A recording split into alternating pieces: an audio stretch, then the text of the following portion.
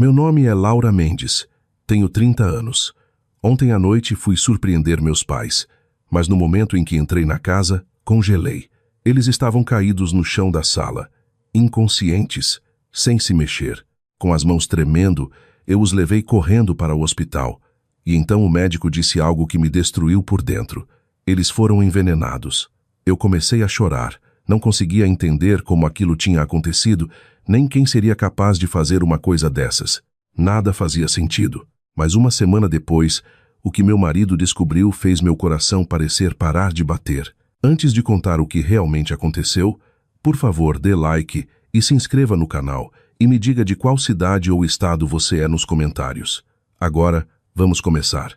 Uma semana atrás, meu irmão me ligou e disse que eles iam viajar para fora do país por alguns dias.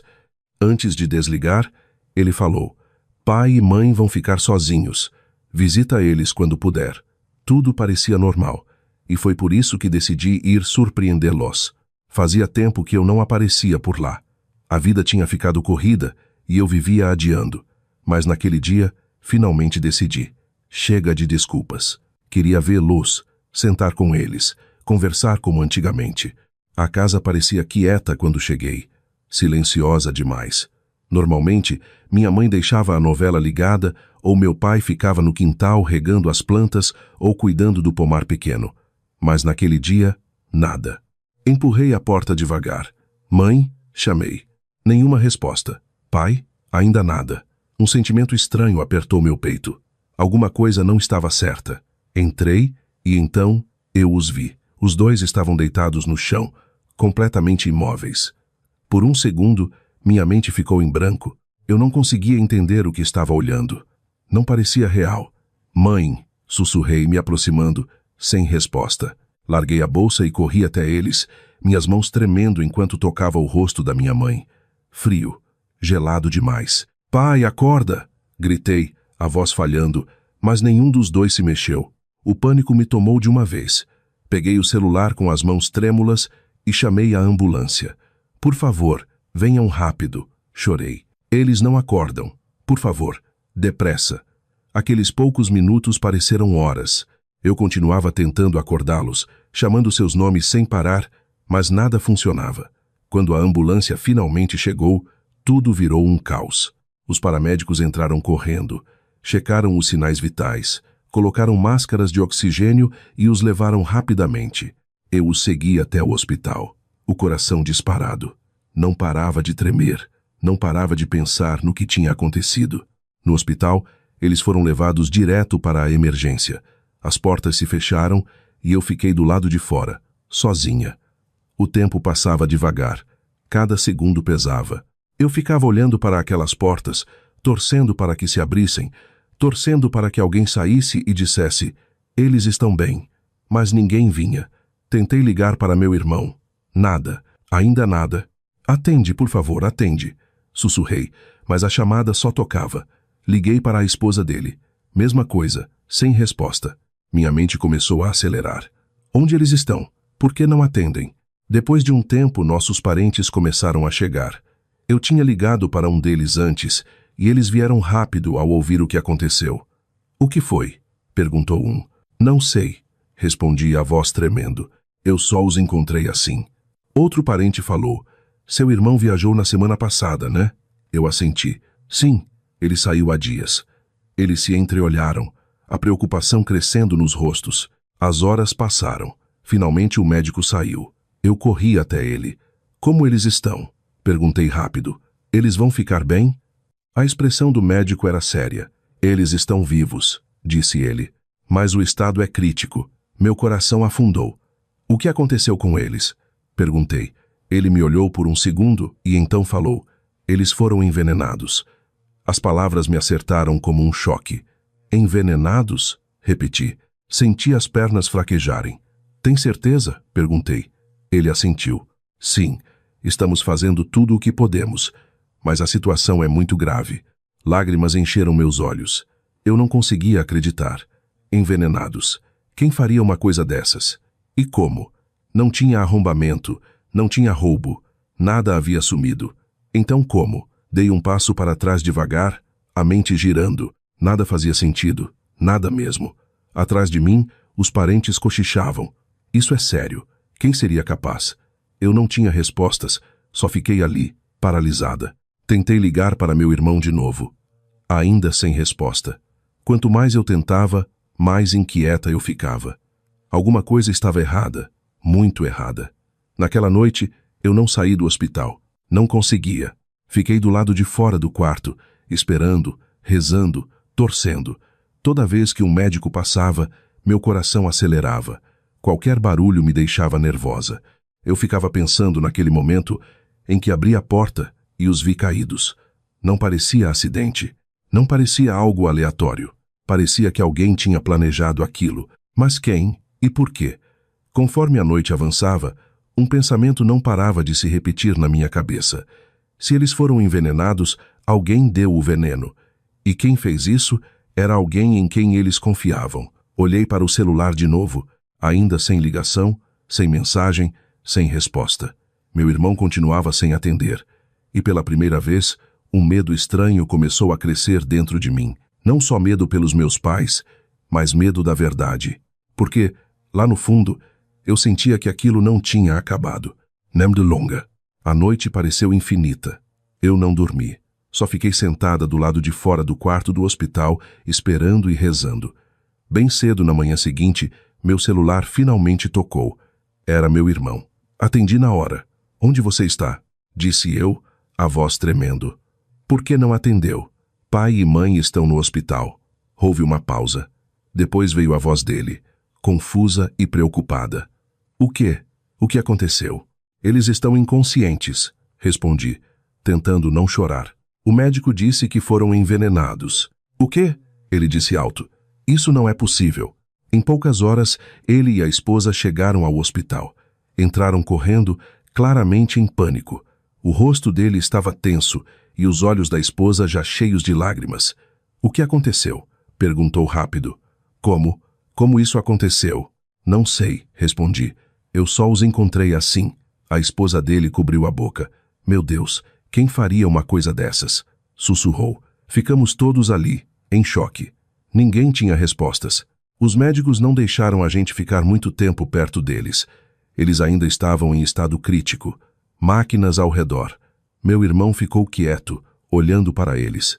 Eles estavam bem quando saímos, disse ele baixinho. Quando foi a última vez que falou com eles? Perguntei. Há alguns dias, respondeu. Pareciam completamente normais.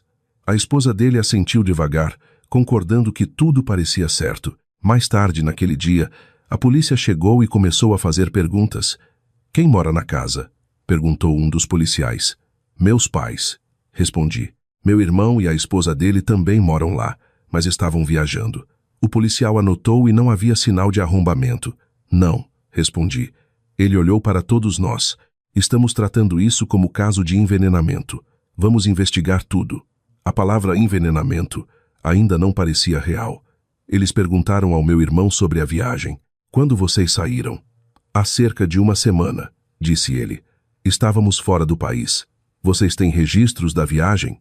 Sim, respondeu. Posso mostrar tudo. Ele soava calmo e cooperativo. Depois de um tempo, os policiais saíram, e o hospital ficou mais quieto de novo.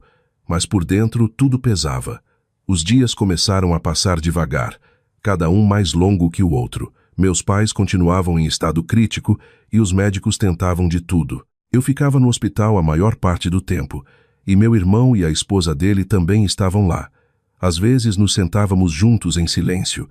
Às vezes conversávamos sobre coisas pequenas só para distrair a cabeça. Isso não faz sentido, disse meu irmão uma noite. Por que alguém faria isso? Eu balancei a cabeça. Não sei. A esposa dele enxugou as lágrimas. Eu só quero que eles fiquem bem, disse ela baixinho. Todos nós sentíamos o mesmo. A polícia voltou para mais perguntas.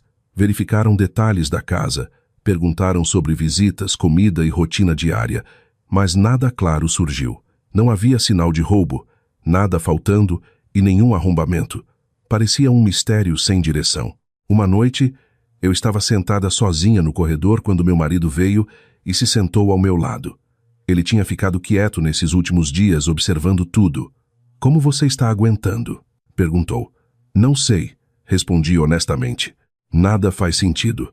Ele assentiu devagar e então disse: eu tenho pensado muito nesse caso. Olhei para ele. Não teve arrombamento, disse ele. Nenhum estranho envolvido. Fiquei em silêncio, ouvindo com atenção. Isso significa, continuou ele, que o que aconteceu veio de dentro da casa? Um calafrio percorreu meu corpo. Mas como? Perguntei. E quem faria isso? Ele não respondeu na hora. Parecia mergulhado em pensamentos. Depois de um momento, disse baixinho: preciso verificar uma coisa. O que você quer dizer? Perguntei. Eu te conto quando tiver certeza, respondeu. Então se levantou e saiu. Fiquei ali olhando ele ir embora, o coração inquieto de novo, porque devagar, bem devagar, parecia que estávamos chegando perto da verdade, e eu não sabia se estava pronta para encarar. No dia seguinte, meu marido voltou. No momento em que vi o rosto dele, soube que alguma coisa era diferente. Ele parecia sério, quieto, concentrado. Encontrou alguma coisa? Perguntei, a voz um pouco trêmula. Ele não respondeu logo. Por um segundo, só me olhou como se pensasse em como dizer. Depois assentiu devagar. Os laudos médicos chegaram, disse ele. Meu coração começou a bater mais rápido. O que eles dizem? Perguntei rápido. Ele respirou fundo. Não foi um envenenamento único, disse ele. Não aconteceu de repente. Eu congelei. É um veneno de ação lenta, continuou. Estava entrando no corpo deles aos poucos, ao longo de vários dias. Senti um frio percorrer todo o meu corpo. Isso significa, sussurrei. Ele olhou direto nos meus olhos. Alguém estava dando para eles regularmente. Minhas mãos começaram a tremer. Mas como? Perguntei.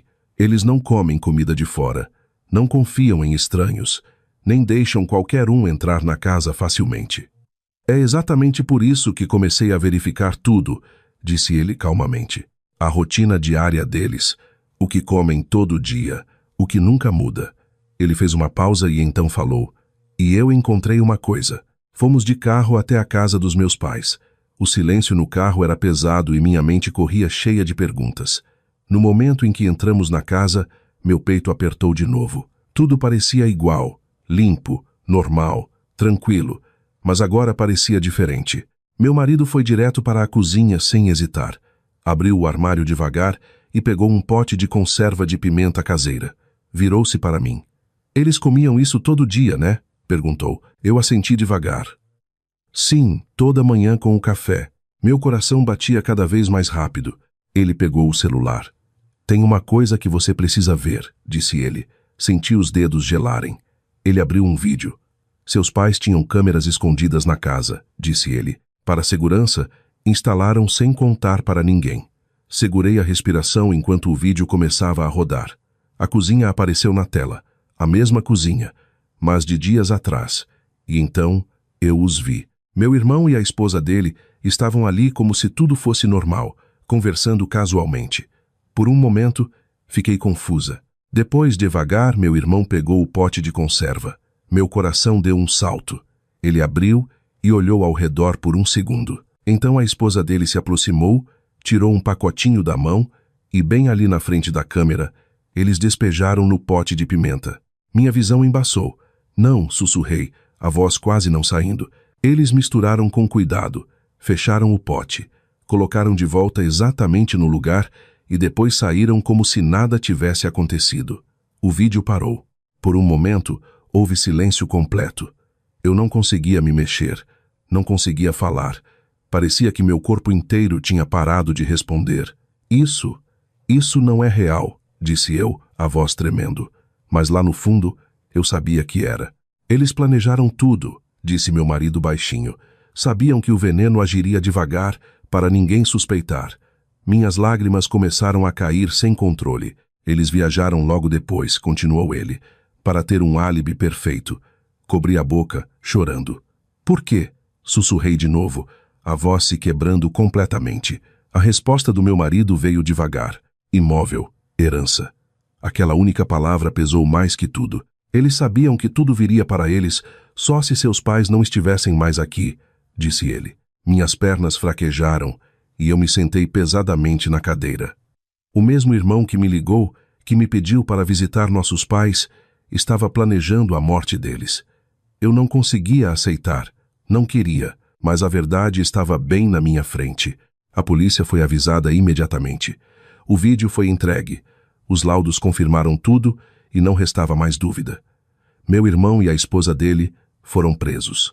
Dessa vez, não houve lágrimas, não houve perguntas, não houve atuação, só silêncio. Dias depois, meus pais finalmente recobraram a consciência. Eles pareciam fracos, frágeis. Eu me sentei ao lado deles, segurando suas mãos com força. Mãe, sussurrei baixinho. Ela abriu os olhos devagar e olhou para mim. Quem fez isso? Perguntou meu pai com a voz fraca. Aquela pergunta me quebrou de novo. Tentei segurar, mas não consegui. As lágrimas caíram, enquanto eu contava tudo. O vídeo, o veneno, a verdade. No começo, eles só me olharam como se não entendessem, como se a mente se recusasse a aceitar. E então, finalmente, caiu a ficha. Os lábios da minha mãe começaram a tremer, e lágrimas rolaram devagar pelo rosto dela. Não alto, não dramático, mas dolorosamente real. Meu pai virou o rosto para o lado, os olhos cheios de lágrimas. Nosso próprio filho, sussurrou ele. Aquele momento pesou mais que qualquer coisa.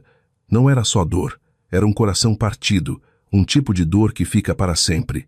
O caso foi para o tribunal. Tudo foi apresentado. As imagens, os laudos, a verdade. Não havia saída. E no final, o juiz deu a sentença final. Prisão perpétua por tentativa de homicídio. O tribunal ficou em silêncio. Aquele foi o momento em que tudo realmente terminou. Ou talvez o momento em que tudo mudou para sempre. 3 meses se passaram desde aquele dia. Meus pais estão vivos, mas não são os mesmos.